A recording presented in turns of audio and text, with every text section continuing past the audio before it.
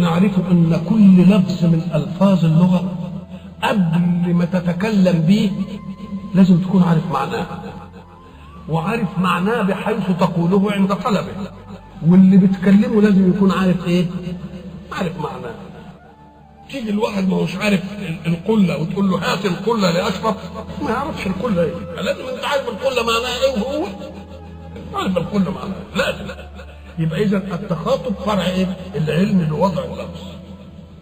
الالفاظ توجد اولا ثم توجد المعاني، ام توجد المعاني اولا ثم توجد لها الالفاظ؟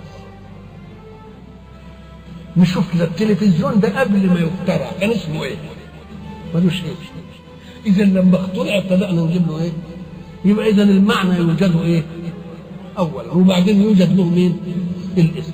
فاذا وجدت لفظا في اللغه فاعلم ان هذا المعنى وجد اولا ثم وضع له اللفظ الذي ايه؟ يؤديه.